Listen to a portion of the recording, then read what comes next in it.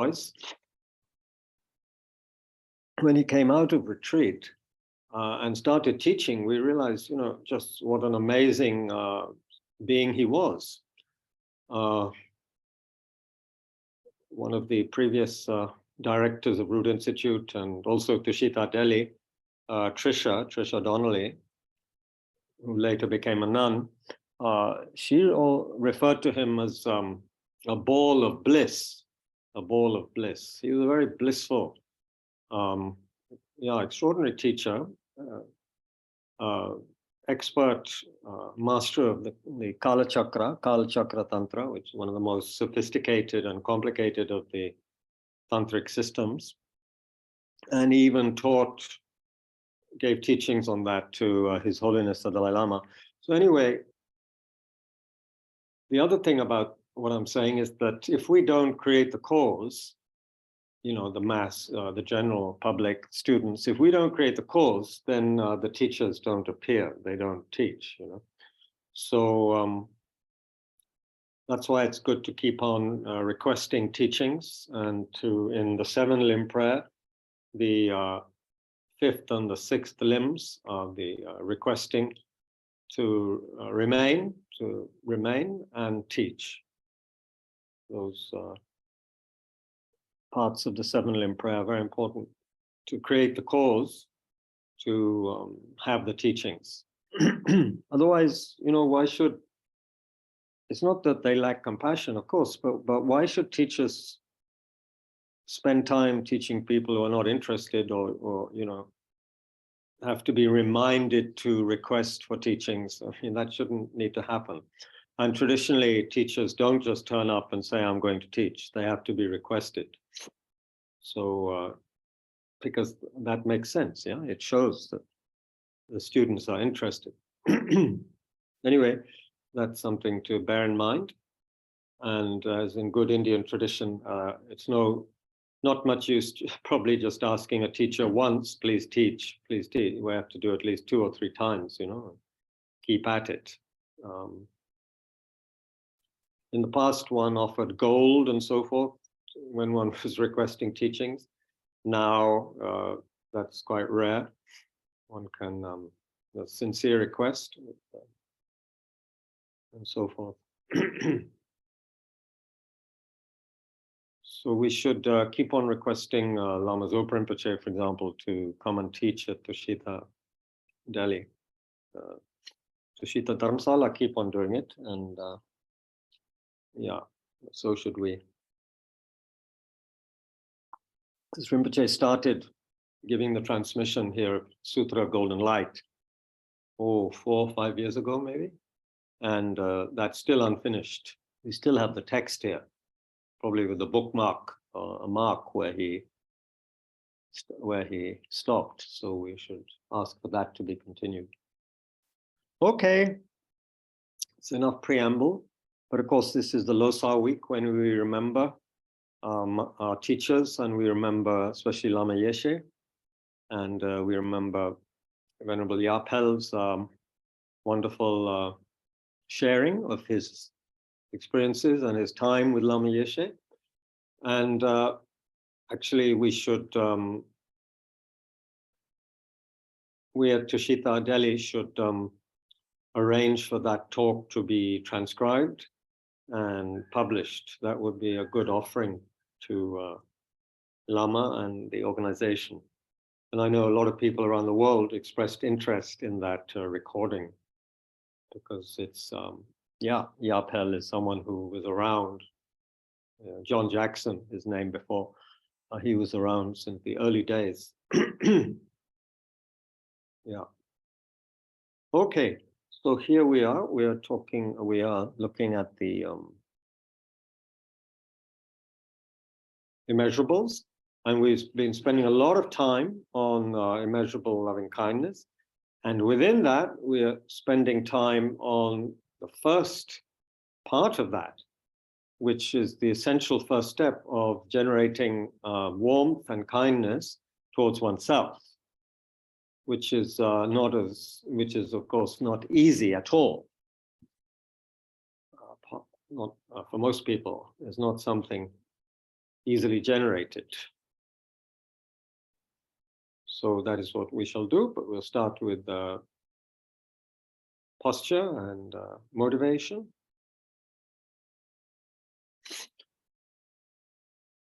So please, yeah, we don't have to feel we're doing anything special. As one teacher put it, we are just doing something ordinary, but extraordinary. It's an interesting word, extraordinary. Does it mean more ordinary or beyond ordinary? Anyway, extraordinary. And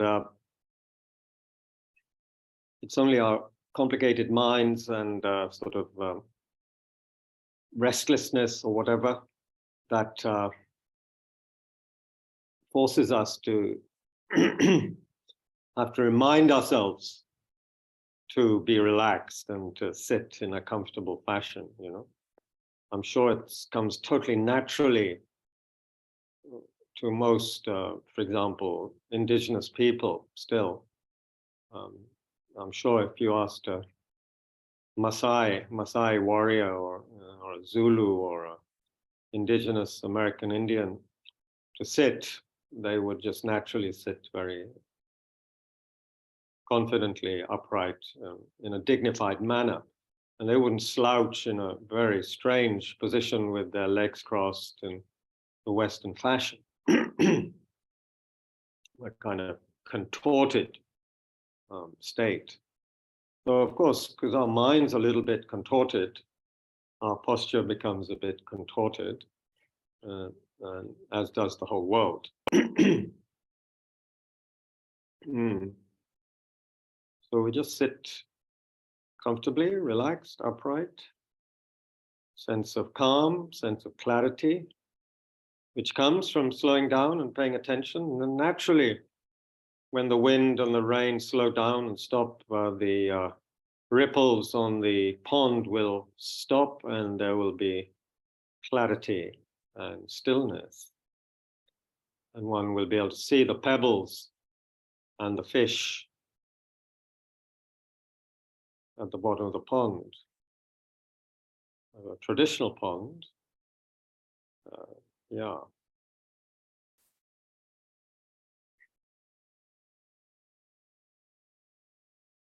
And this is the first step in this action of being kind to oneself.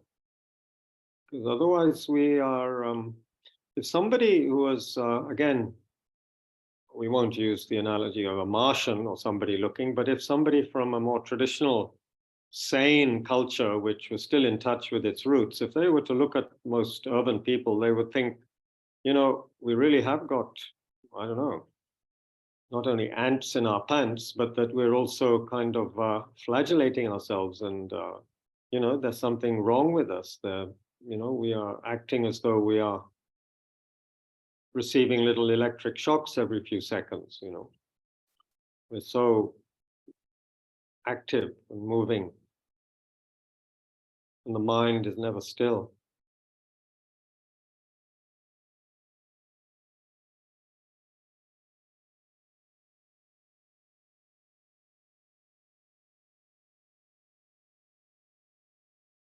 And we don't spend enough time, perhaps.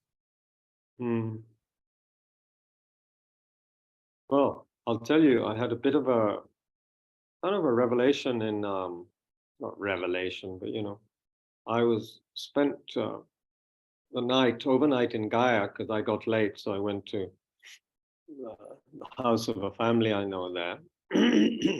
I got up early. They're late risers. Sunday morning, I got up early and went on the roof, and this extraordinary blue sky, which I don't really associate with Gaia or any kind of urban space, really. Incredibly blue, and there was a Bodhi tree, people tree, with some new leaves coming on that tree, and that was silhouetted against this incredibly blue sky. And there are a couple of kites, children's kites, stuck in that tree. You know, there's a lot of kite flying in Gaia, and you know, the traditional people enjoy these kind of things more, than us in horse carts and Padmani Enclave. Anyway, there are a couple of kites stuck in the tree. It was just, so, it was a good time to just stop and be aware of it.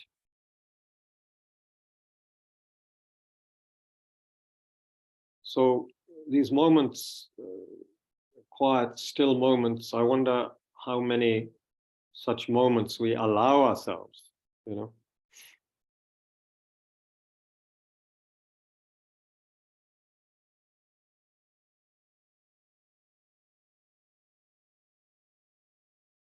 So mostly we are quite driven, you could say, quite driven.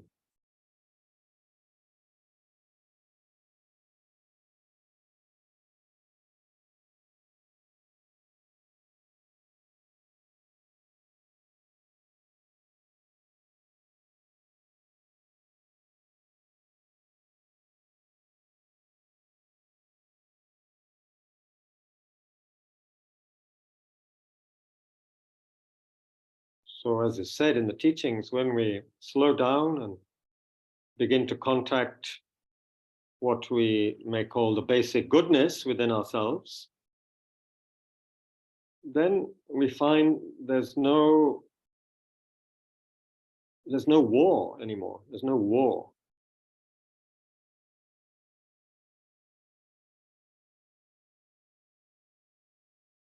Hmm.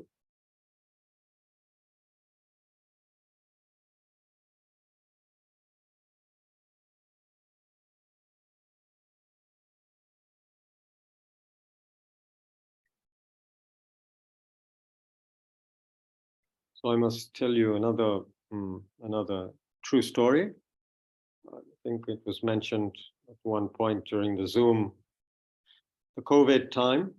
You may have forgotten. Anyway, it's a wonderful true story of an American who found himself in Japan at the outbreak of the Second World War, or at least at a time when tension was very, very high between the governments of the United States and Japan. And this was an American Zen student. So he was applying for a visa to try and, he wanted to stay in Japan and practice Zen at a temple there. So he was working on, he was writing out his visa form at the wherever airport or border checkpost, wherever he was. And it seemed very unlikely that he would be granted the visa. So he was quite, of course, conversant with Zen culture, Japanese culture, and the meaning of that culture. So he turned over his visa form, whatever, I doubt it was much of a form in those days, but he just turned it over to the blank side, and he wrote on the back, simply, drinking a cup of tea, I stop the war. And he handed it to the visa officer. The visa officer looked at it, agreed to grant him the visa, and said to him, we need more people like you in Japan right now. See? So amidst the warmongering and the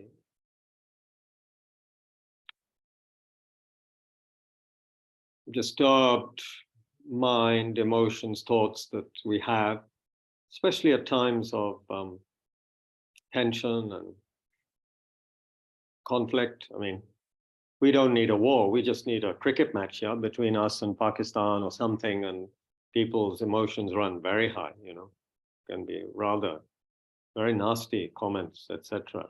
So anyway, at times like that, for somebody to understand the meaning of slowing down and paying attention, as in the Japanese tea ceremony, for example, which is, I suppose, what the American student was alluding to.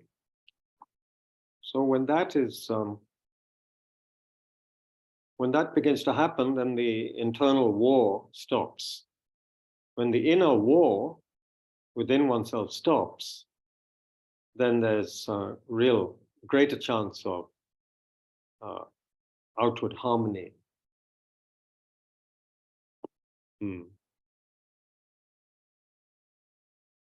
Anyway, so stopping the war.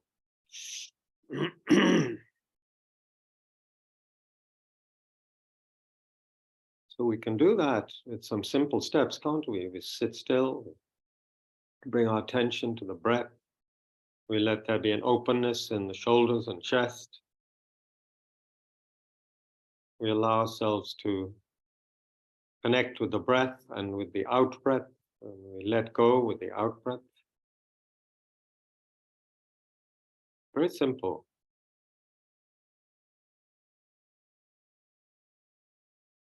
Don't need a lot of implements or technology to let go and relax.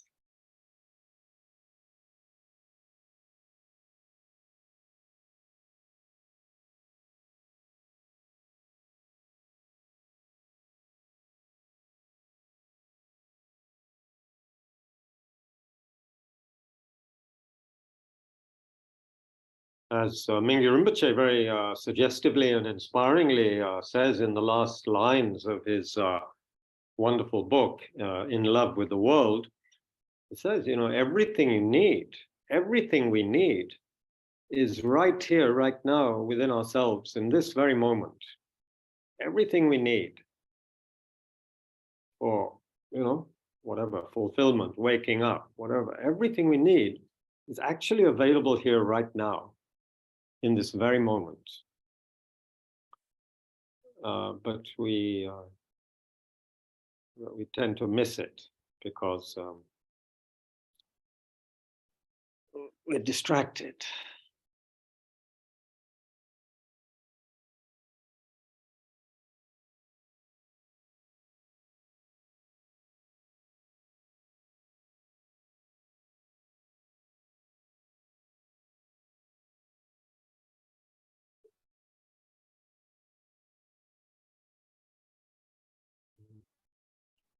So bringing the attention to breath, allowing oneself to relax, let go with the out breath.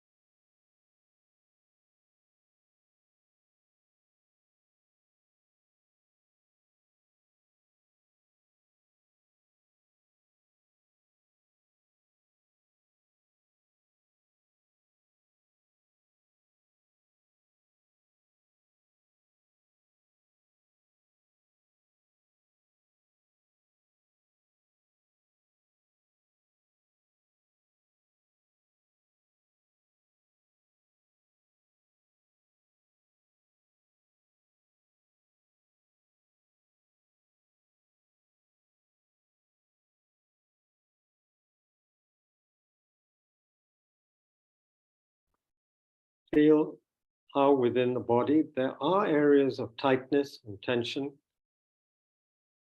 and even a kind of maybe a reluctance to allow oneself to let go with the out-breath. A sense of being very keen on the in-breath and making sure one breathes in is a kind of a survival mechanism.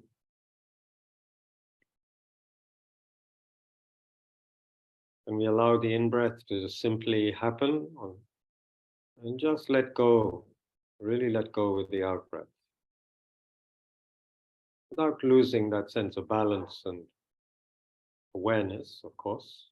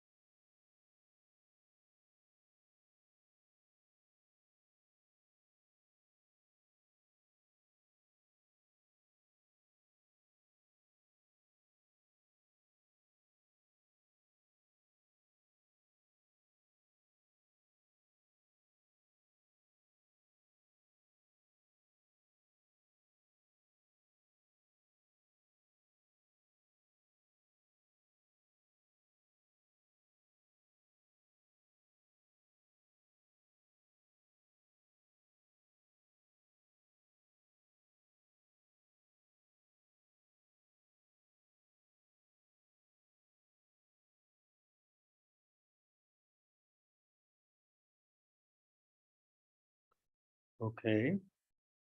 So we're deliberately going very slowly and a little painstakingly through the Maitri Brahma Vihara, the immeasurable loving kindness, because I think it's so important. It's an initial step which is so important.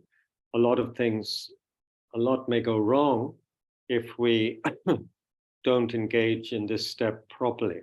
Or not wrong, but things become a little brittle, a little deceptive, hollow. It's very easy to impress other people and ourselves, actually, of course, with words, for example, and fancy statements. But we really have to check whether we have this basic warmth and gentleness towards ourselves, which we are presuming later to extend towards others. If we can't feel it towards ourselves in any way, then it's doubtful whether what we are extending towards others is anything other than a kind of sort of subtle ego game or manipulation of the situation in order to benefit ourselves or fill up our sense of impoverishment, self-impoverishment. And we may underestimate or not understand clearly the extent to which our whole attitude towards ourselves and our life is based on a subtle aggression, not gentleness, warmth, acceptance. So let me, having said that words aren't the whole thing, let me read something, because of course it depends, doesn't it, on the words and who's written them and how one reads and understands them. Words, of course, are extraordinarily powerful and can be very meaningful, obviously, as long as we don't just stay with the words. So let me read something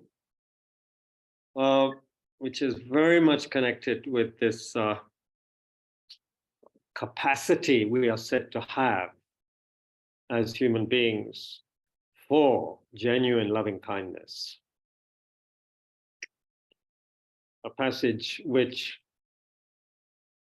highlights ways in which we somehow, one might say, sabotaging oneself from the outset in our normal way of relating with the world. Okay, so I'll read it slowly as usual, and you please enjoy listening and going beyond the words to the meaning and what it means for you, not what it means for somebody else. Not what you think it means for somebody else. Sometimes we can't help minding other people's business, right? But we should just mind our own business in this case and check, what does this mean for me? Since we're working on that level right now, developing awareness about one's own way of working in the world, our own psychology. Okay. We often approach life as though we were defending ourselves from an attack. Many of us, when we were growing up, were frequently reprimanded in ways that made us feel bad about ourselves. Whether the criticism came from parents or a teacher at school or somebody else, it tended to reinforce a feeling that there's something wrong with us. Criticism often produced a feeling of isolation, a feeling of you and me separated by a great divide. And so we learned many defense mechanisms from an early age, thinking that a good defense would be the best protection from further reproach. And we have continued this strategy as adults, this approach as adults. Whether it's confrontation with a stranger on the street or an argument with our partner in the bedroom, we believe that we need good excuses to explain ourselves and good logic to defend ourselves. We behave almost as though we were professional negotiators, our own little lawyers.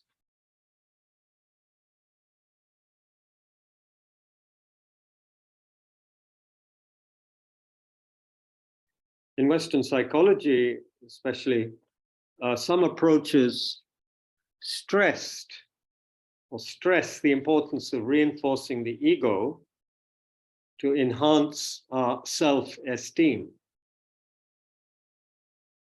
And we may easily misinterpret this to mean that we should promote ourselves at the expense of others. A person could become very self-centered with this kind of attitude. It's like you're saying to the world, don't you know who I am? I am what I am. If I'm attacked for that, that's too bad. I'm on the side of the right. You feel justified in what you're doing as if you had God on your side, or at least law and order on your side.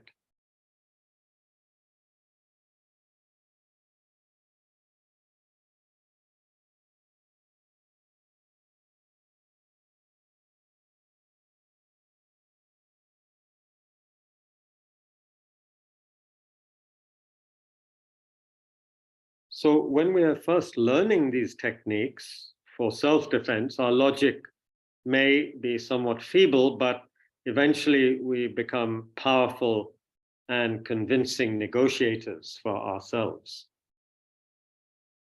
The whole process is based on a kind of one-upmanship. And it can be quite successful, this self-justification, but it's also quite aggressive.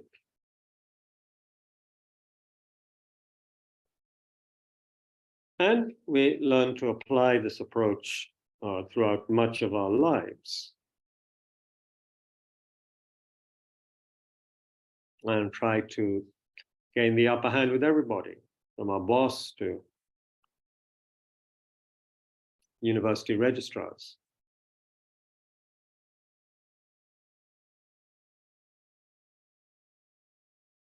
We try to negotiate everything in life to get the best deal for ourselves. And it can become the basis for even our most intimate relationships, for raising our children, dealing with our spouses, relatives, and friends.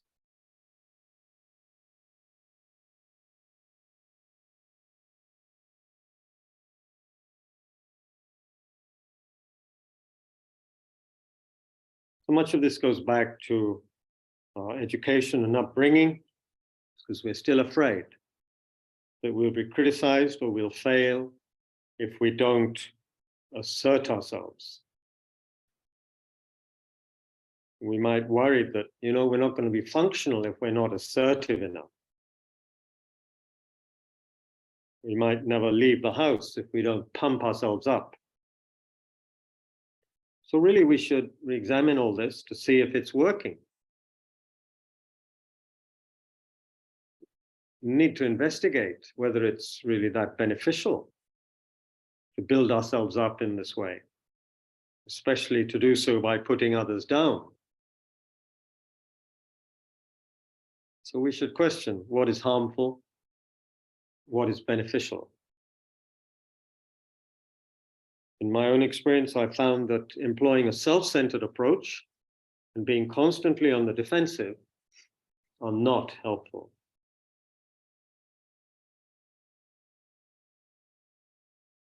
So rather than reinforcing this me-ness, and justifying ourselves constantly, we could base our lives on something more powerful and trustworthy. If we were to develop real trust in ourselves, constant self-defense is then no longer required.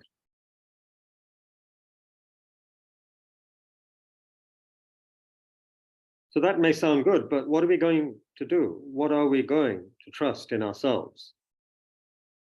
So we need to conduct another examination. We need to look within, and when we look, what do we see?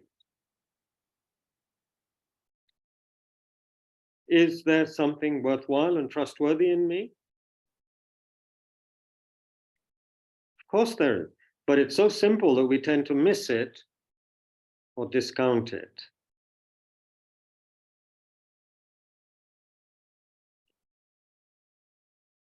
When we look into ourselves,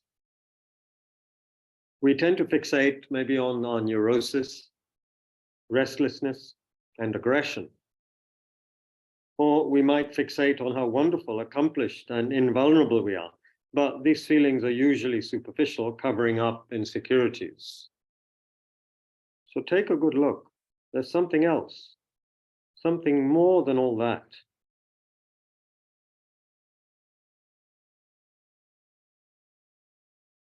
We are willing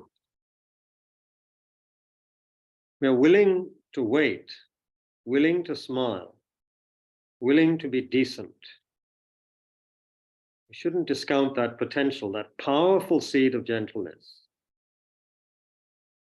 Even the most vicious animals possess a natural affection and gentleness for their young.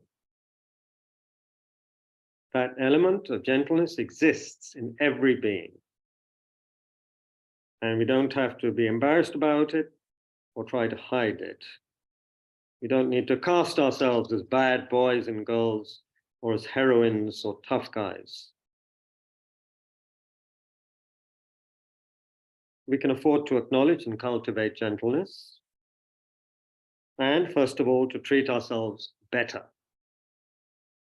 To treat ourselves better. Because if we don't appreciate ourselves, we have no ground to work with ourselves.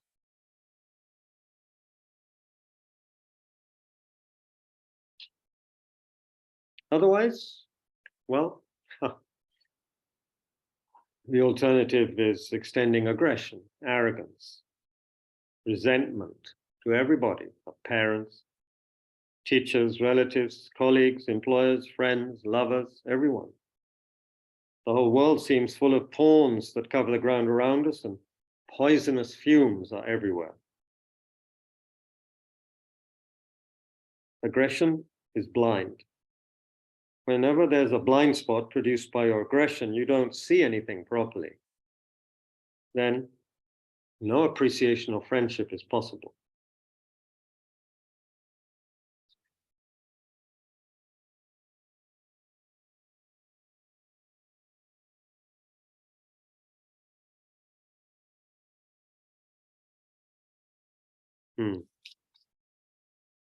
Reflect on this. It's been quite a long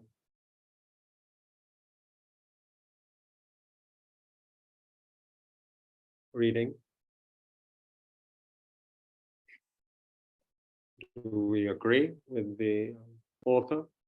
There's a basic aggression in our approach. We spend a lot of energy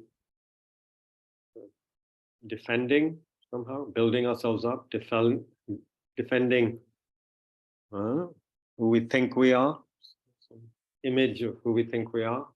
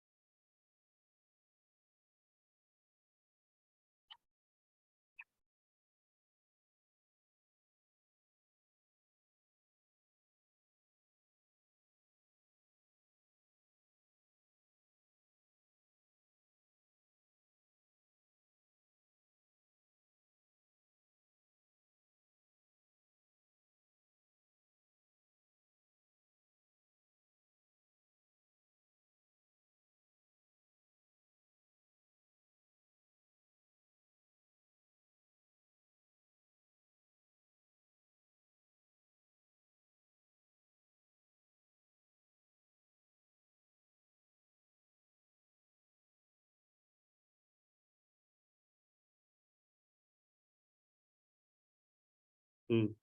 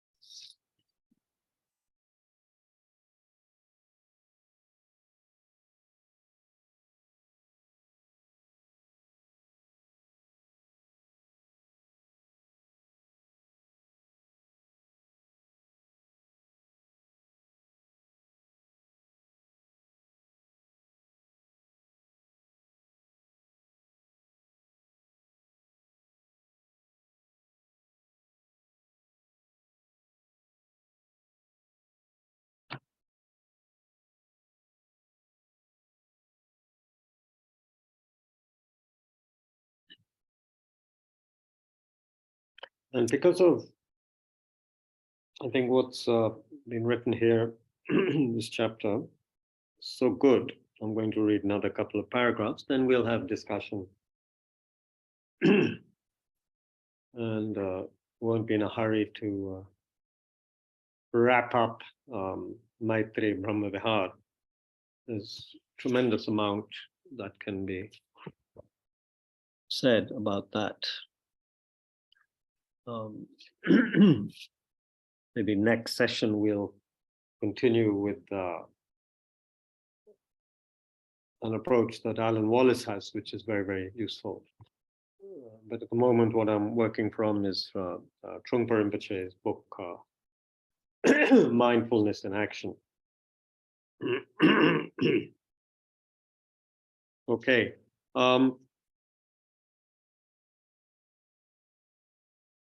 So he's saying it takes a lot of energy to the scheme of defending ourselves and maintaining this me, you know.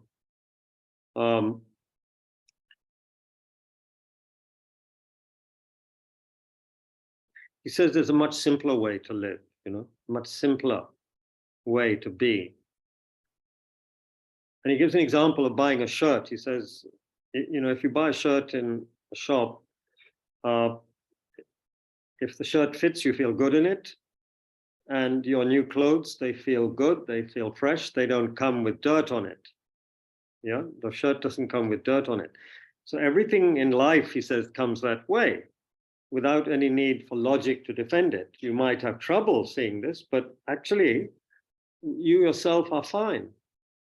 Excellent, in fact. So rather than deceiving other people, and more importantly, deceiving yourself, you can be as you are, which is more than good enough. More than good enough. So it's worth appreciating ourselves, having affection for ourselves, and taking good care of ourselves.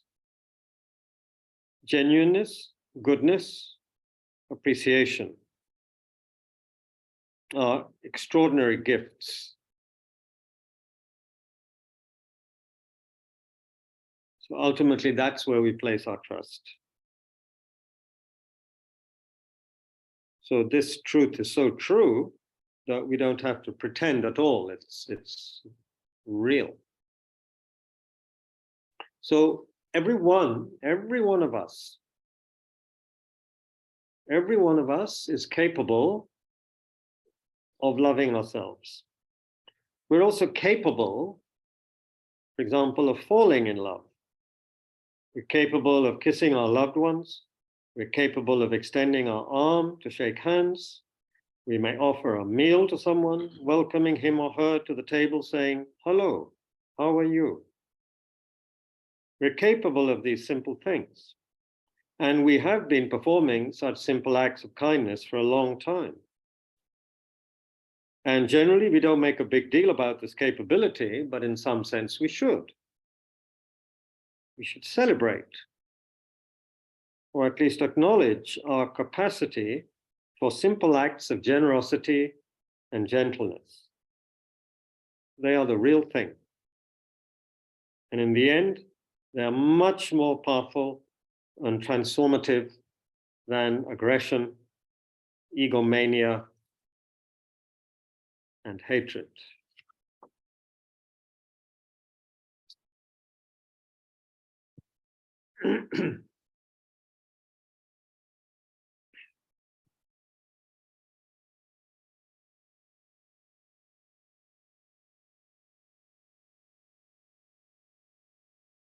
Spend a little while reflecting on those words to get behind the words.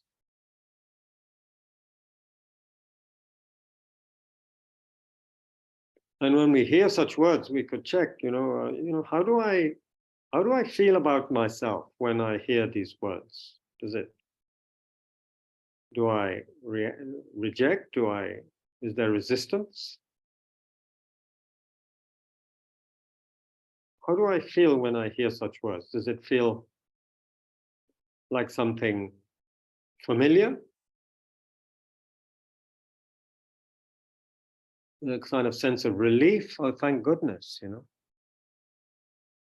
Yes, that makes a lot of sense. Or is there resistance to it? You can check.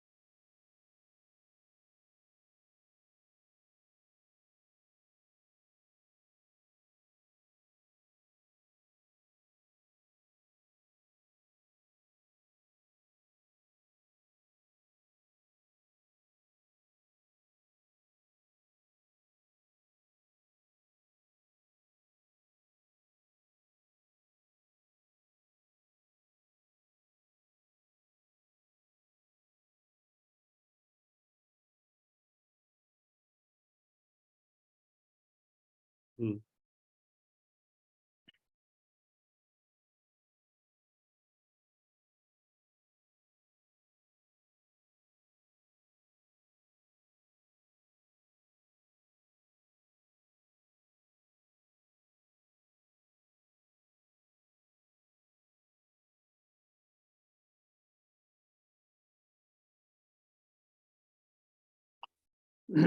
Also, I think we should constantly remind ourselves, like I think His Holiness has several times, that what actually makes us grow properly when we're young, what also makes our brain grow properly, everything, is the natural affection and kindness and the touch of the mother, mainly the mother.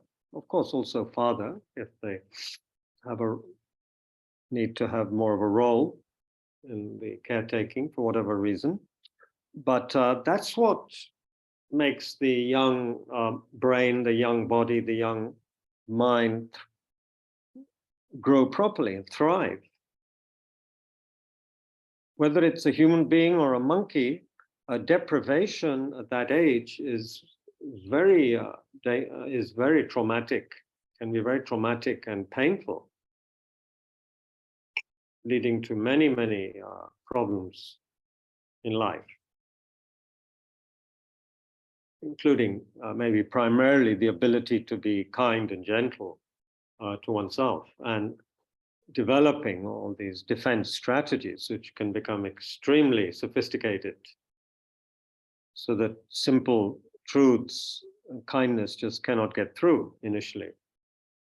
Too many layers of defense, like a well-fortified fortress.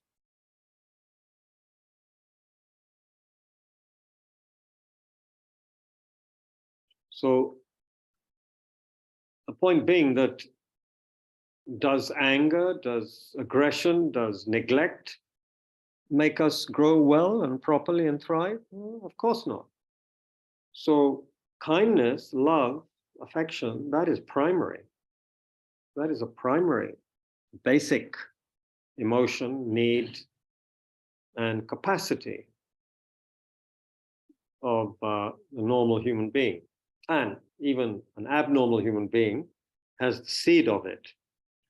It may be harder to activate.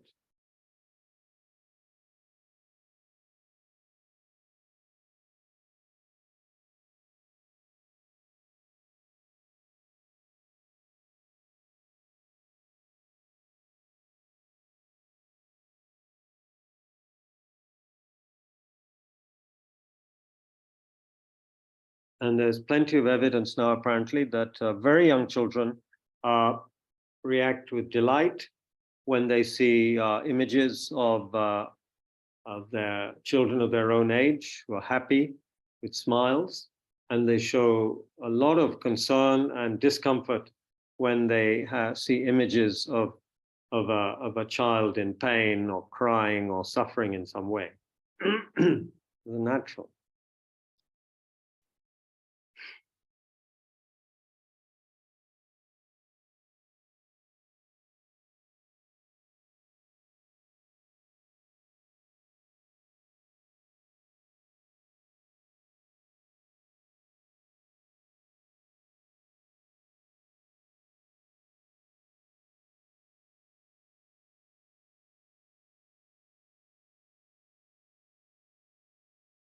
And if we look in the larger scheme of things, things are connected, aren't they?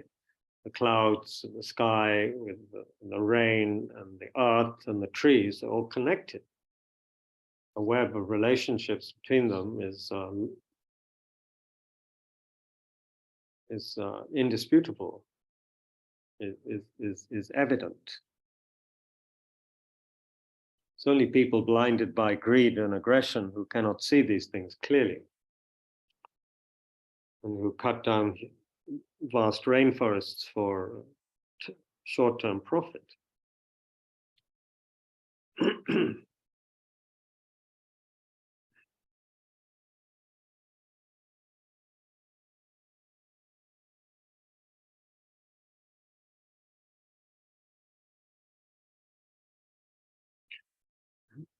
All right.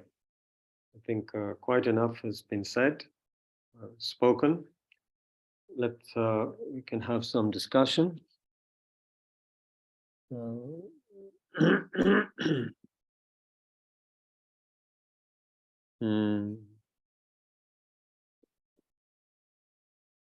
you can unmute yourselves. Just check if there's anything in the chat.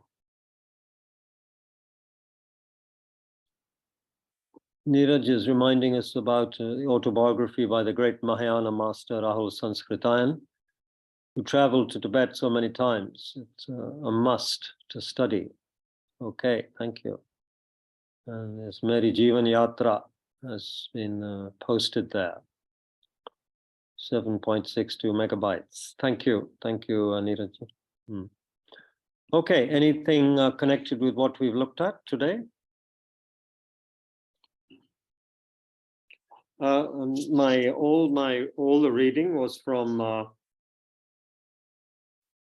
chapter 2 in Mindfulness in Action by Chogyam Trungpa. Chapter 2, Discovering Our Capacity to Love.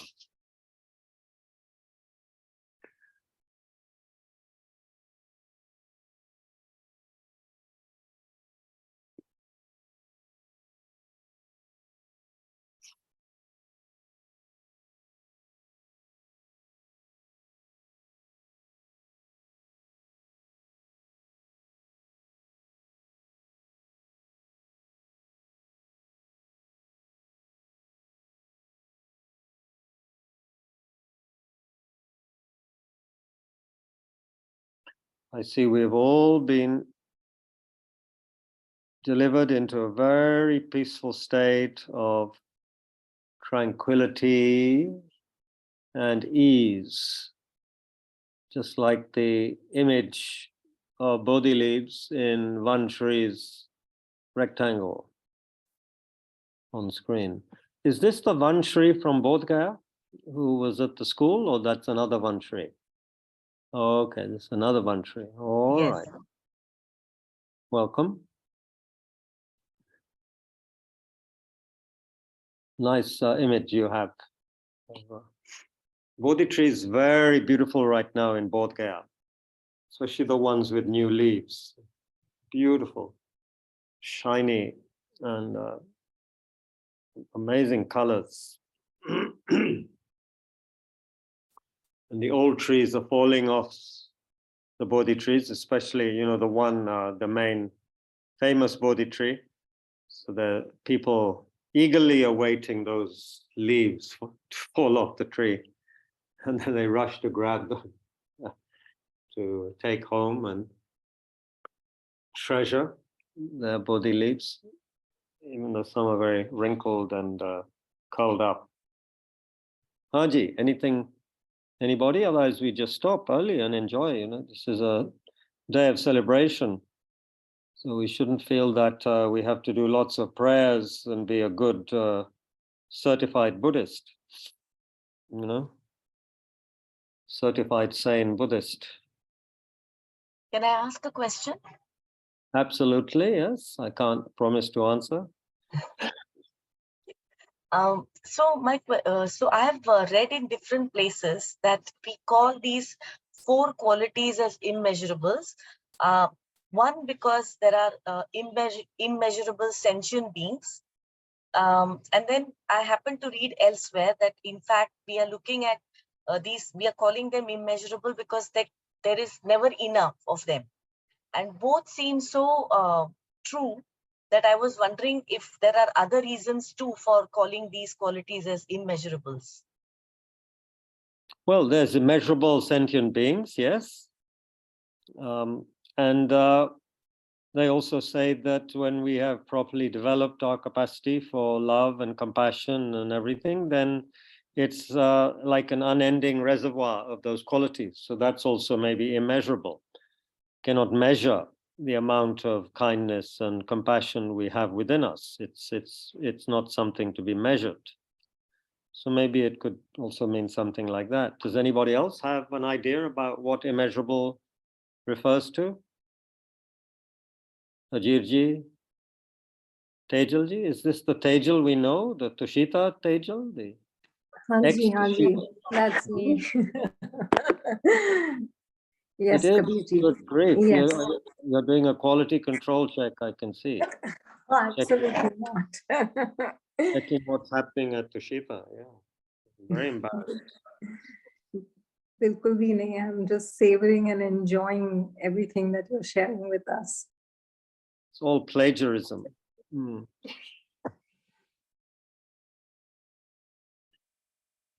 Yeah, it's all copy and paste, Ranjana. Ranjana? Yes, it's true. I feel joyous and proud of my meditation. This comes in the way of letting go of anger sometimes. How do we overcome that? What do you mean by yes, it is true? What is true?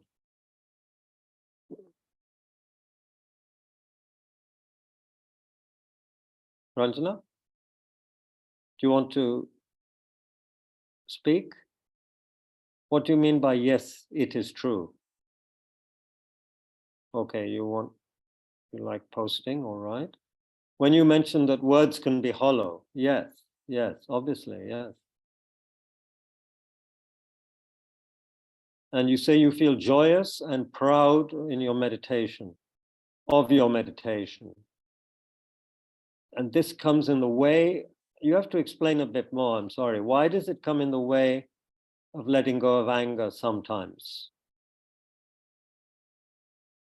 Can you speak extempore, or you want to print everything?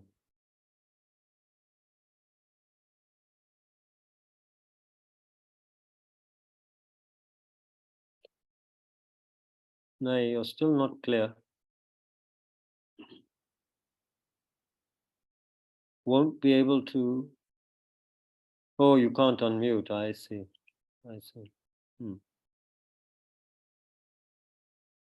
Yeah, well, maybe it comes from what the author was saying, that we feel so much need to defend ourselves because we feel impoverished, we feel vulnerable, we feel, we have to defend ourselves. I mean, look, since all of us in any case have this, what we call self-grasping ignorance, so all of us have this sense of an I and a me. And as soon as we have that, don't you agree that if we have that, then obviously it's something we need to take care of, defend. It's something that creates a kind of anxiety, you know? If you have that sense of I or me, it creates a sense of anxiety. ये क्या है जी? क्या ले आए? Madam, बहन जी, किसके लिए? तुषिता के लिए। रख लीजिए। और वो कैंडल दे रखा है। क्या है? कैंडल? हाँ जी। ओह, बोला मेरी तरफ से देना। आपकी तरफ से? मैडम की तरफ से। आपकी तरफ से क्या? Thank you, thank you. ठीक ठाक है सब? हाँ जी। बड़ा लाल कपड़ा पहने हैं। Thank you. Sorry, we just had someone come in and make an offering. A lady who works here. Yeah, arrogance. We're going to have fear, insecurity, arrogance, self-defense. All of this stuff's going to come up. It's like once you have a border, once a country has a border, you have to defend the thing, right? So that's the same with us. We all feel we have this terrible border, you know, between ourselves and others. We have to defend the border, defend me and mine. What do you think? And so, yeah, all of these other things come up. And then we feel angry when, I mean, the whole thing, there's just this lack of, what should we say? We're so uptight. There's this lack of spaciousness and just, you know, being cool and relaxed and at ease. There's a lack of that. So of course we're going to feel tense and angry. Some would argue we feel angry because we are being untrue to our true nature. If we are untrue to ourselves for long enough, of course we're going to feel aggressive, angry, upset, you know, because a part of us knows that we're just being idiots. Not idiots, I mean, but we're being false to who we really are. That will lead to all kinds of discomfort and problems. Do you think does that make any sense? Oh, 3 new messages. All right. When you function without the idea of I, people take advantage. Let them take advantage. What advantage can they take? Doesn't mean that you just roll over and say, please use me as a carpet. That's not what we're saying.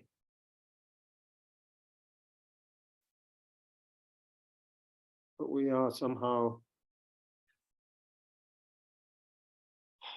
it's hard to put in words. Would somebody like to help me with what I'm trying to say? Anybody know what I'm trying to say? Anybody? Directly? What am I trying to say? तेरा नजर प्रसाद पे है यार.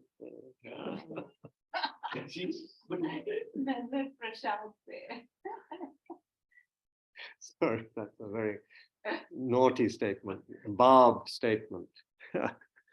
मेरा नजर तो प्रसाद पे है. Yeah. Anyway. Huh?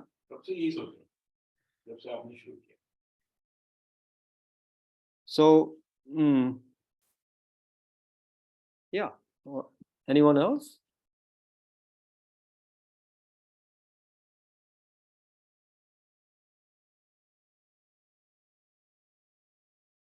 We can never, when we say function without the sense of I, there's a valid I and there's an invalid I. We can't function without the sense of I completely. Otherwise, we'll start thinking that, you know, when I want something, then the other people want the same thing. Or if I like yellow, everybody likes yellow. Then there's no way to differentiate oneself from another person, which is stupid. You know, we might think, oh, if I take a spoon and put food into someone else's mouth, it's like, you know, I will get the nourishment. Well, that's, you know, maybe some yogis can do that, but, you know, we can't. So there has to be a sense, yeah, of oneself and as an integrated so-called person, but this uptight quality of holding on to I and defending it and being very insecure about it, maybe that is a problem. Beginningless problem.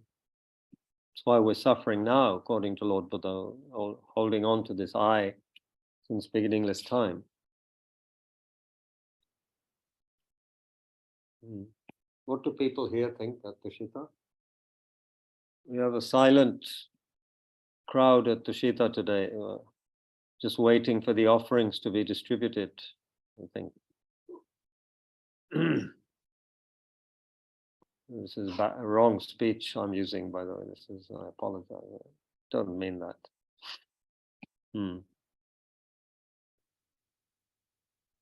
Anybody?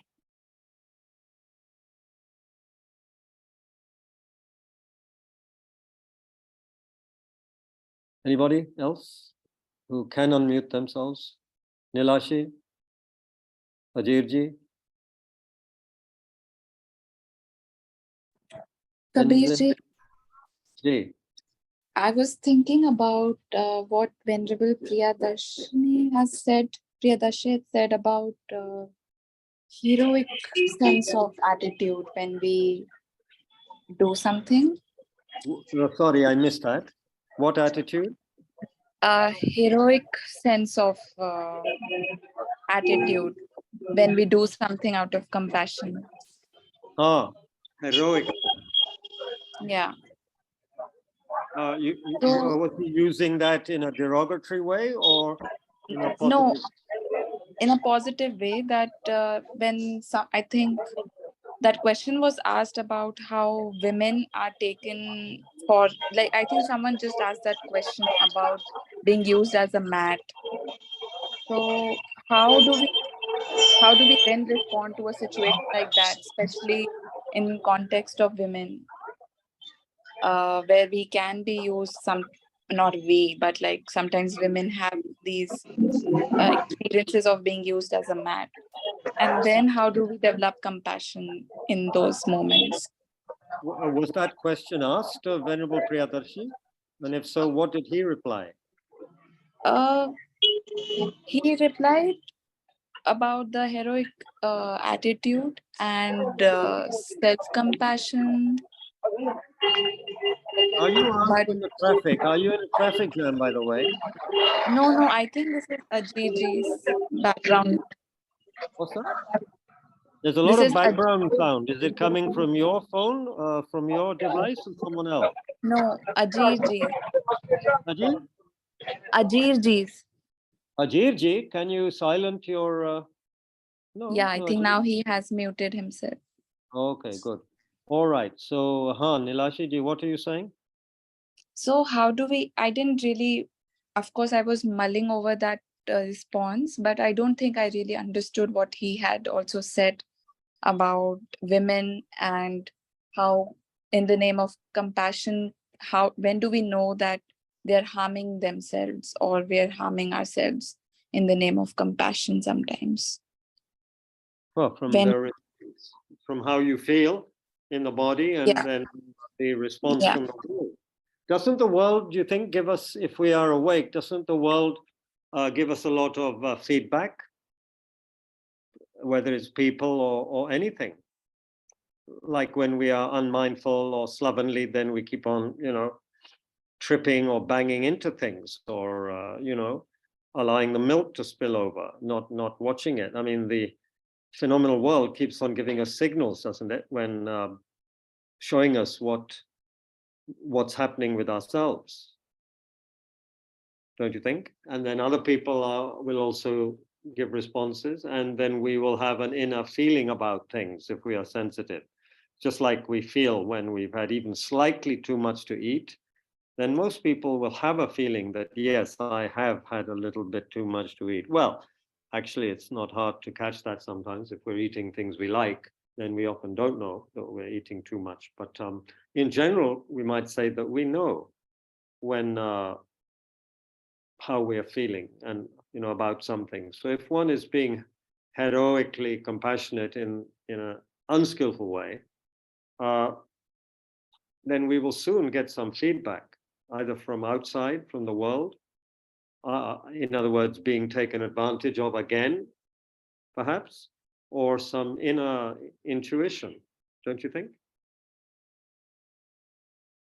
Someone may keep on asking you for a favor when you help them one time, and then at a certain point you realize this person is really taking advantage of me.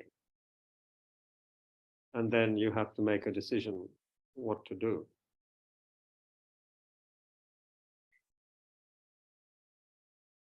But again, there are levels of this, don't you think? Like, for example, there's that story, which, I don't know, our teachers keep on telling the students at the school in Bodh Gaya, or they used to, that, somebody asked the saint why he keeps on allowing the scorpion to bite him, and why doesn't he kill the scorpion? And he just says, it's the scorpion's nature to bite, and it's my nature to forgive, So what's the big deal? We're just, behaving according to our natures. So, and also Rinpoche, Lama Zopa Rinpoche has said that several times people have mentioned to him, or they mention in meetings, that people are using me. I'm being used by people. And then Rinpoche said, well, that's fantastic, because that's the Bodhisattva attitude, Bodhisattvas pray to be used by other people, which is kind of tough, right? The way we use the word used. I guess maybe Rinpoche means something else by it, but when we say they're using me, we mean it in the sense they're exploiting me, right? I don't think bodhisattvas pray to be exploited by others, but they do pray to be used in the sense that their job is to help others. So they want to be useful. They want to be, in that sense, used by others. But there's limits to everything, right? There's being overused. There's thinking and there's overthinking. There's sleeping, there's oversleeping, undersleeping. What do you think? Nilashi ji, aap kya sochte hain? I'm still thinking about your response and his response. It's still taking me some time to understand, experientially also. Didn't you get enough sleep last night? I slept for 3 hours. Up all night. Koi baat nahi, ye hota hai. And the brain also is already sort of disintegrating after, 20 years old or something, 25, brain starts going to pieces, no? It's being used. It's being used, yes. Overused. Huh? Used or being exploited? Is it being used or being exploited now? Yeah, being used or exploited. So, yeah, we have to check these things ourselves. When are we being used? One person being used for another person, that's just natural. They want to be, Some people find it difficult to, pass the salt or something. They would ask their servant to pass the salt from one side of the table to their guest. For other people, whatever. They're happy to make a whole meal for their guest. Or it depends. It depends. But if one is getting exhausted working for others, that's a sign that we need to check, isn't it? Take a rest or not do so much, or tell somebody that, maybe they could, comb their own hair for themselves or something like that.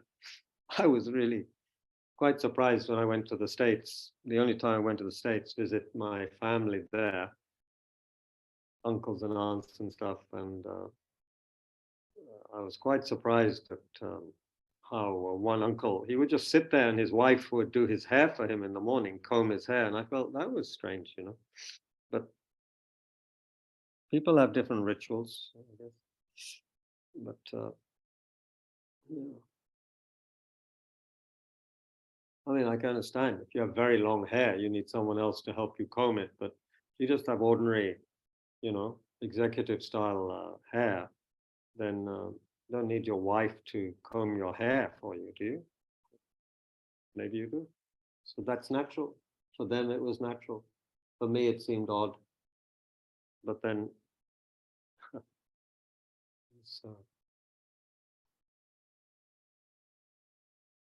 I think we have enough intelligence and intuition to figure out what's going on. If, and there's a big if, I think, if we have learned to slow down and pay attention. If we haven't, then we really are in a mess. We don't know what's going on. Our senses and are jaded, and that they're just not tuned properly. It's like a badly tuned whatever instrument or piano, because we are misusing this body and mind, so it's not going to respond effectively and accurately to phenomena, whether another person or whatever. And if we are a certain kind of person, then of course we get very upset at the slightest thing.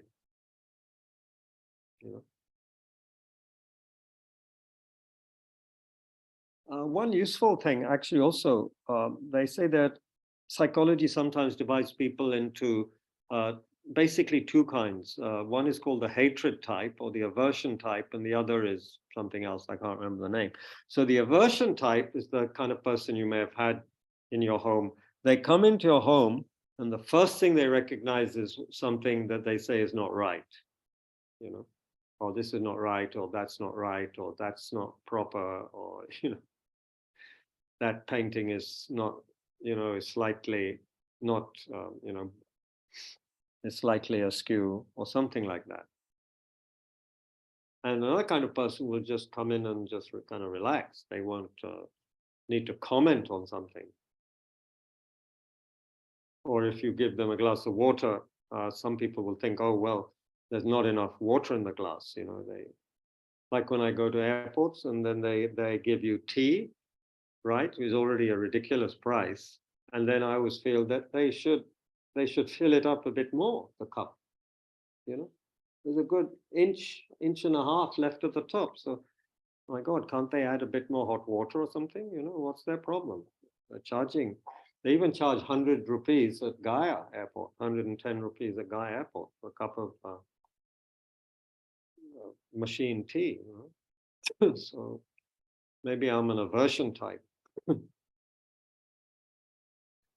So with the aversion type, most things are not right, and people are basically out to get me, and I have to defend myself against enemy attack. And other people are much more relaxed, much more open, and less uptight. Thank you for a peaceful meditation. I don't think there was any peaceful meditation today, but anyway, thank you. Thank you. Somebody thought, do you think it was a peaceful meditation today? Was it peaceful? Yeah, I thought there was too many words.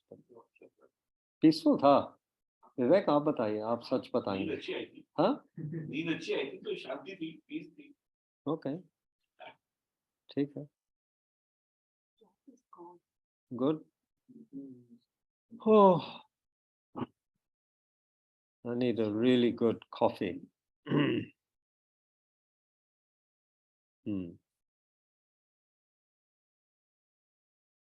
वो coffee machine कितने का आता है?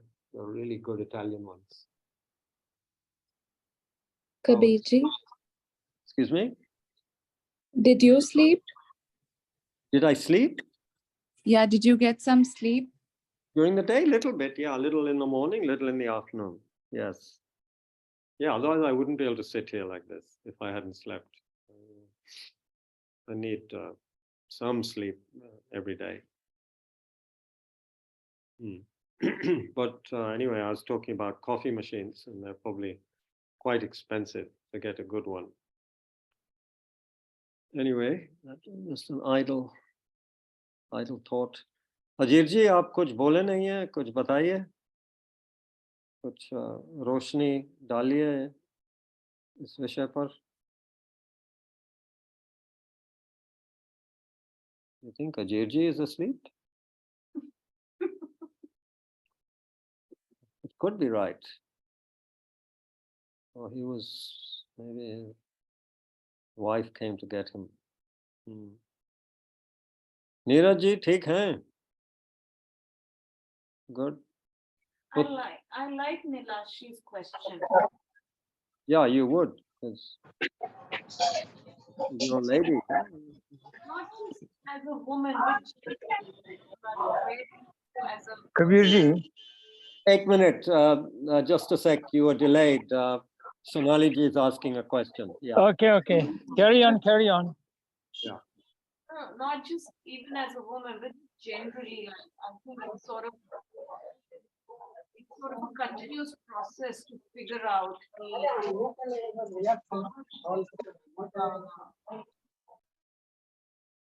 how much do you think about other people and their well-being, and how much do you sort of do things according to like what brings you peace of mind. So right now I don't feel like engaging too much with my family, and I know they want to spend time with me.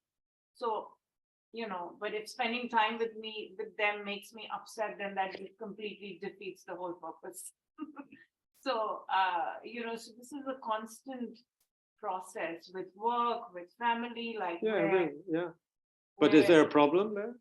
There's no issue, right? It's just a process of figuring out, and one doesn't at least I don't know if I'm doing the better, whether what I'm choosing to do or not to do is the right or wrong, or should I be making more of an effort? You feel as a good desi ladki, you should be a woman, you should be taking care of your parents more, or what? No, not necessarily as a woman, no, I mean, even putting those cultural, just as a human being, right? So if I am looking for affection or time from somebody else, just like that, they're also looking for more time and affection for me. Right. So it's a very justified desire from their side, but I'm not in a space to cater to that just now. No, that's fine. So, so making these choices. This is the war, right? It says,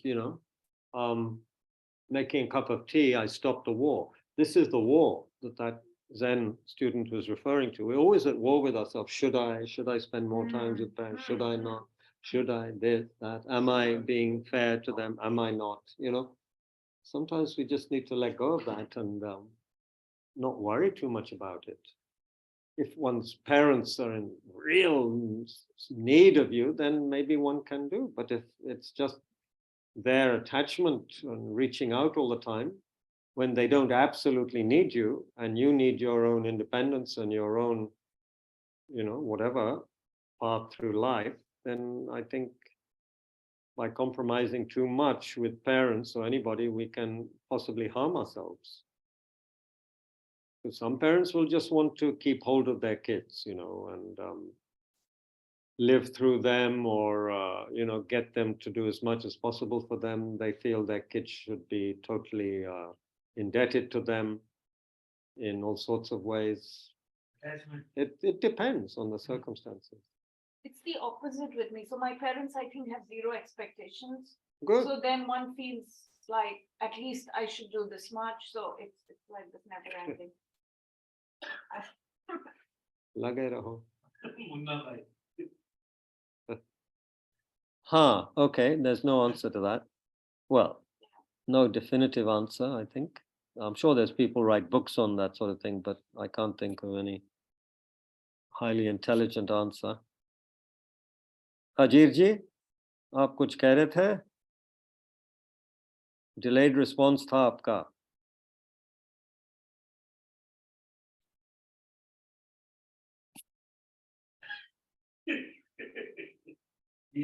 आप बहुत दूर हैं क्या? अजीर जी? He doesn't feel hot or cold. Okay.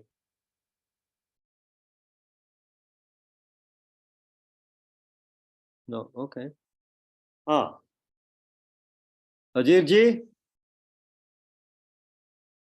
Yeah.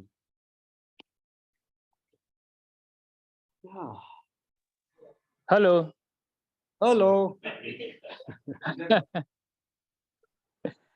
Hello. Hello. Hello. Hello. Remember the old days on the trunk call? Yes. Hello. Yes. Are you there?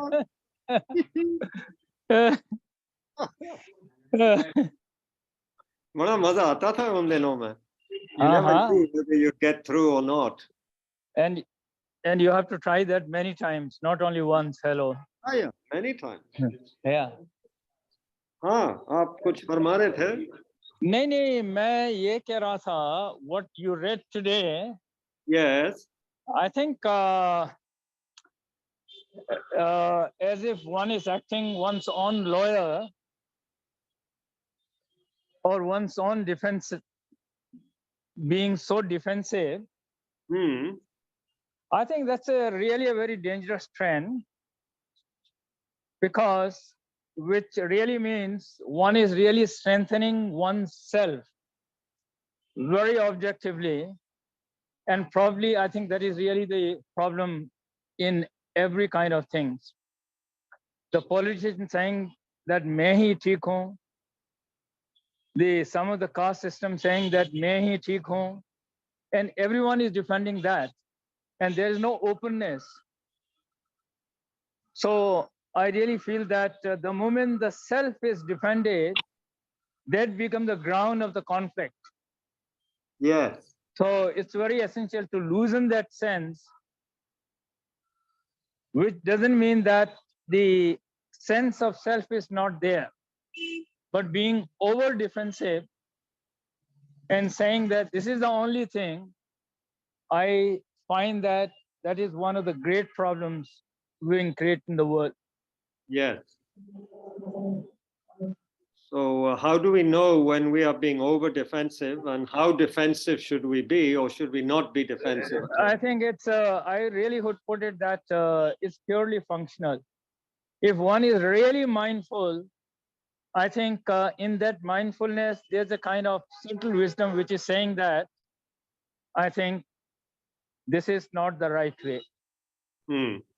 I think that mindfulness itself carries a kind of discriminating wisdom in its own self, saying that this is okay, this is not okay. So if one is aware of that, I think.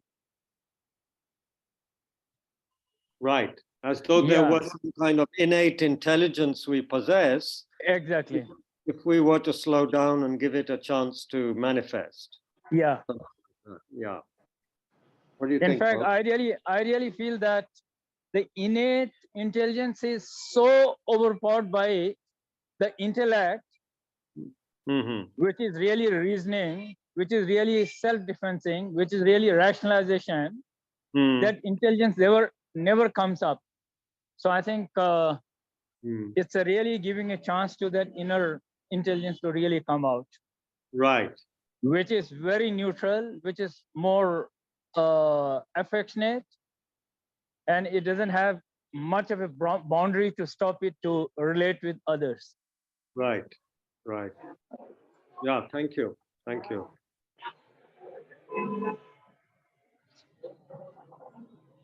I like that. Thank you, Ajit. Thank you. We should charge for these things, you know.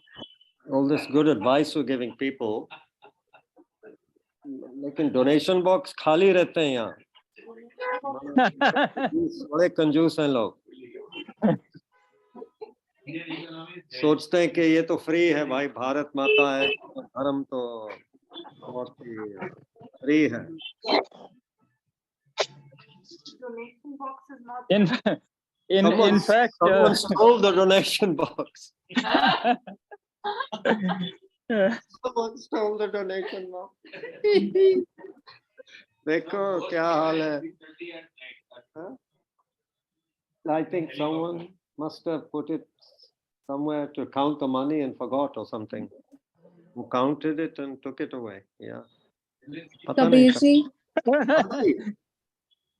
हाँ नीलाशी, did you put also the feel that- donation box away somewhere? no, Okay, take care. Just checking because you were cleaning the statues. I thought maybe you cleaned the donation box and No. cleaned it I out. was I was thinking that losing this sense of self in a positive manner also makes Yeah. one very funny and Very humorous. funny. No, I don't think so. That depends on the temperament. That depends on the temperament of the person. That lightness, I think, is very important in order to become one's own lawyer. The unbearable lightness of being. Yeah, I'm not sure. Sometimes I think it's not good to have too much levity, as they say. I mean, the Buddha never cracked jokes, you know. The Buddha was never like that. So he gave one, there's no record of him cracking a joke or laughing. He smiled. I think the Buddha smiled occasionally, but he didn't laugh. I mean, as far as I can see in the text, but there's no, it never says then the Bhagavan laughed, you know. He smiled. So why? So maybe all this joking and all is a waste of time. Something from the degenerate era where we need to release nervous tension. But, you know, the Buddha didn't need to tell jokes or laugh. You know, he wasn't a stand-up comedian or anything. But yeah, it's. I think it's good to have a light touch, that's for sure. And I do remember that so the first things I read about meditation was that it's not just a pure and complete awareness without clinging, but it also has a sense of humor. But not in the ordinary sense of ha-ha, but a kind of not taking things too seriously, not getting uptight about things, and therefore being able to smile at even at our mistakes, one's mistakes, you know, which is what humor is about, right? Basically, a lot of it is about laughing, smiling at our own mistakes, our own stupidity, isn't it? The way we behave in the world. The best humor tends to be about that.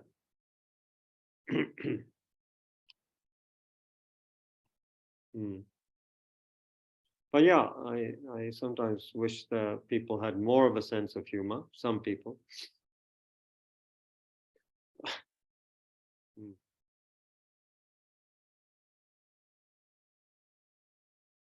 Oh, goodness, it's 8:15. Advertised till 6:30 to 8. So this is overtime.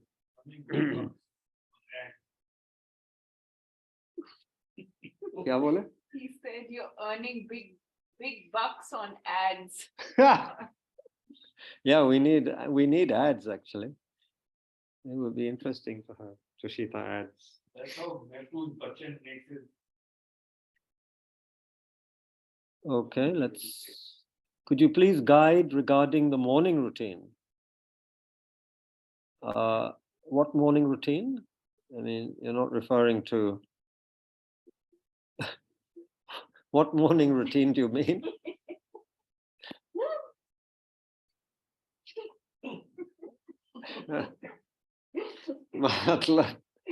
Getting out of bed, you know, kind of cursing the day.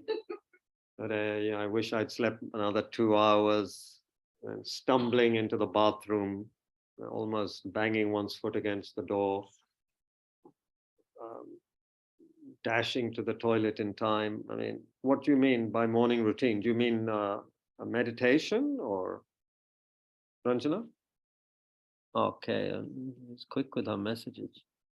Morning prayer, Om Mani chants, ... along with ... Sorry, your communications are slightly abbreviated. Yeah, I mean, by Nilashiji.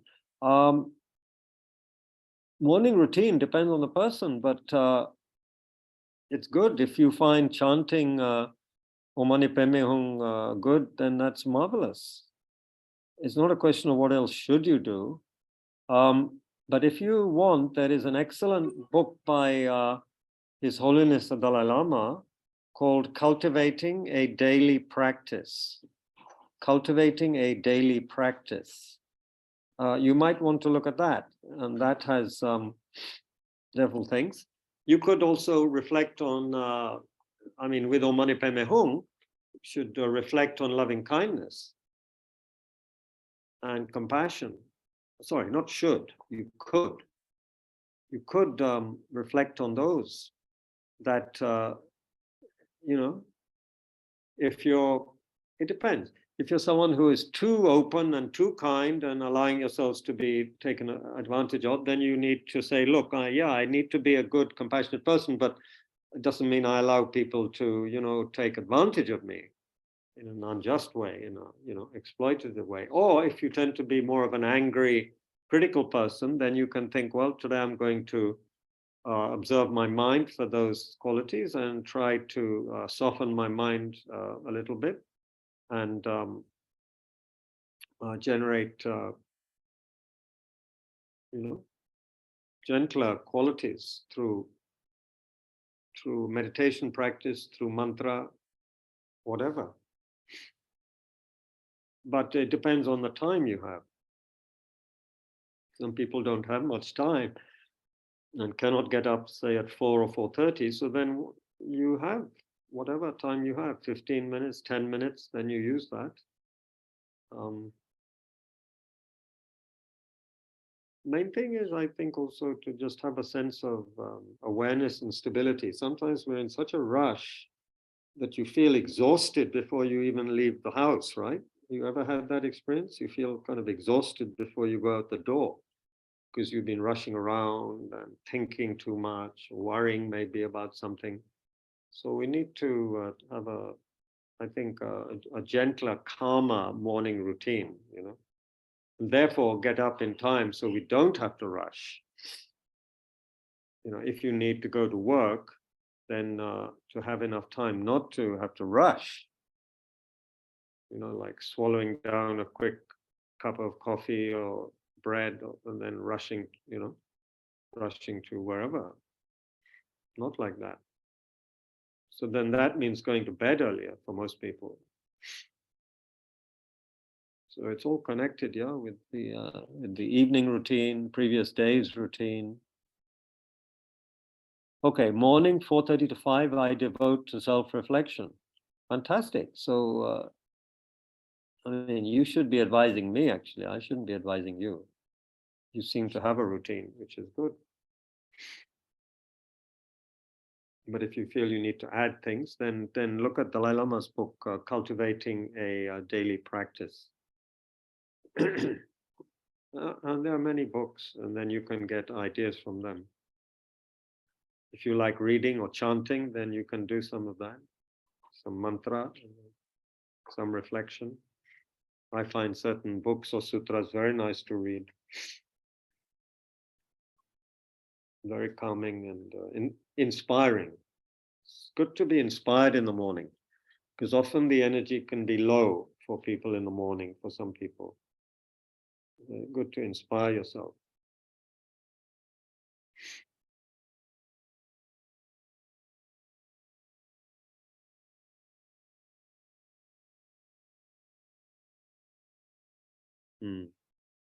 So anyway, it's what is that booklet? Oh, these are Tibet House. Okay, thank you. This is a daily practice. A daily, yeah. There's a prayer and meditation manual from Tibet House, and that's got a lot of mantras and more traditional things like Heart Sutra, Four Immeasurables, the mantra of dependent origination, if you like that kind of thing. But if you're not a card-carrying Buddhist yet, then you may not want to do all these kind of prayers yet. So just do what is comfortable for you. There's a daily meditation practice from Lama Zopa Rinpoche. Again, that is not going to appeal to everybody, actually. That has a meditation on all of the stages of the path.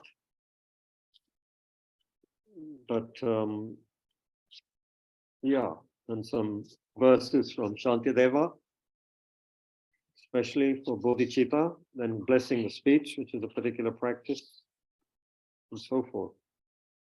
So you come to Tushita, you can see certain things, but I would take a look at that book by the Dalai Lama, Cultivating a Daily Practice. That's very, I think, quite useful from what I remember. But this has got mind and mental factors as well, this one. Yeah, some, the Abhidhamma and the classifications of mind and so forth, that can be very useful, actually, to begin to understand what the Buddha taught and what has been taught on this mind, which is our main organ of perception, and which, based on which we have, either happiness or suffering. So, for example, just to know what Buddhism says about, for example, the 11 virtuous mental factors, the 26 more destructive, afflictive mental factors, what they are, how they, what they do. So it's very useful to sometimes study these things with a view to seeing how they come up in one's own life and the advantages of some and disadvantages of the other.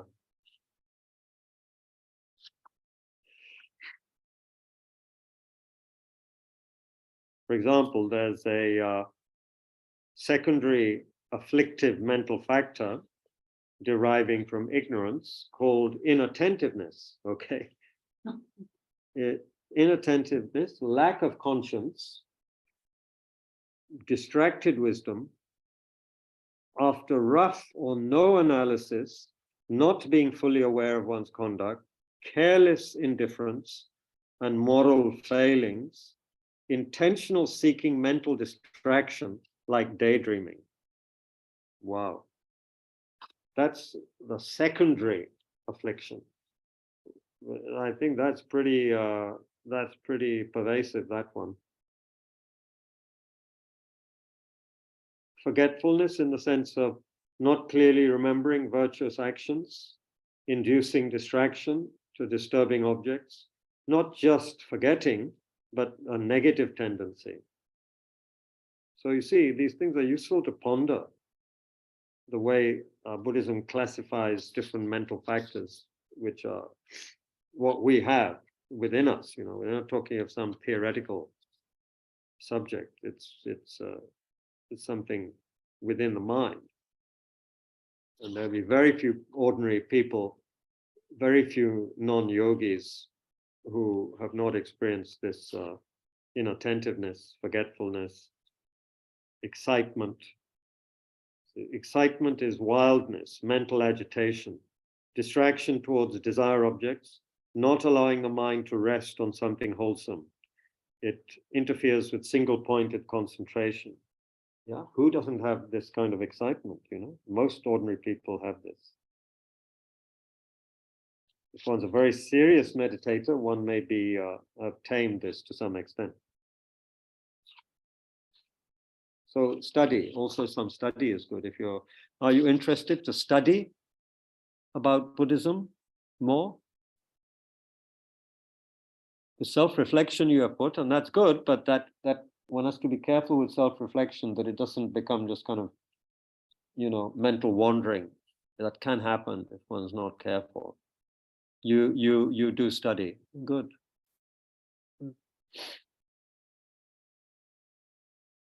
Because the classical teachings, as you may know, speak of study, reflection, and meditation. 3 things are necessary.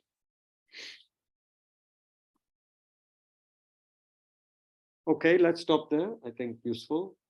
We can dedicate any positive energy from even the intention to listen, and to so the people who came to Tushita require some effort, and then it even requires effort to turn on your laptop and log on to Zoom and all that. But so the intention, aspiration for that, something very good, wholesome. And then we, hopefully there was some benefit.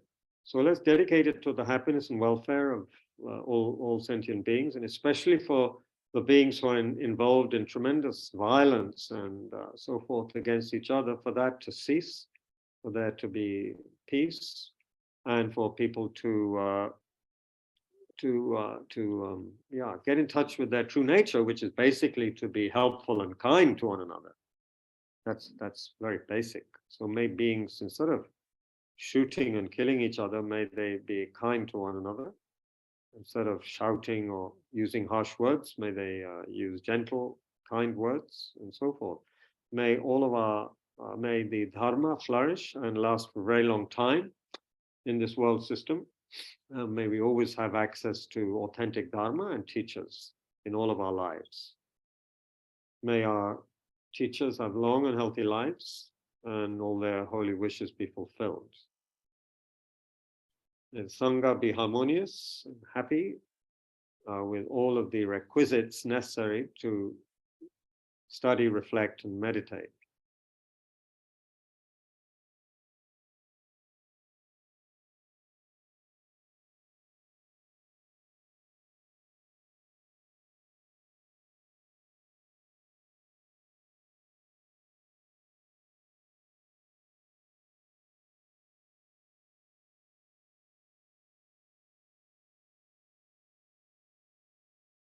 May our lives be most meaningful, and whoever we have any kind of connection with, contact with, may they benefit from that. Even if they are from their side are very aggressive or angry towards us, may the connection with us, may there even any interaction with us be beneficial for them. Long term may it lead to their benefit. In this way, may we be wish fulfilling for others. So making aspiration in this way, it actually helps to be that, become like that in the future. This is what the medicine Buddhas did when they prayed in the past, to be beneficial during this time of degeneration. And that's why their practice is important and beneficial.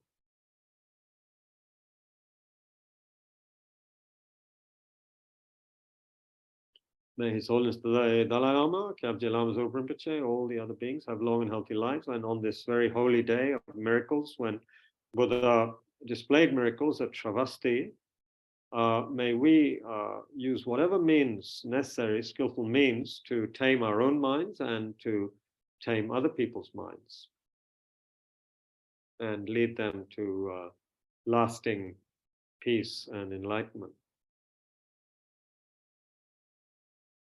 May the Dharma centers be most beneficial, most successful in benefiting more and more living beings.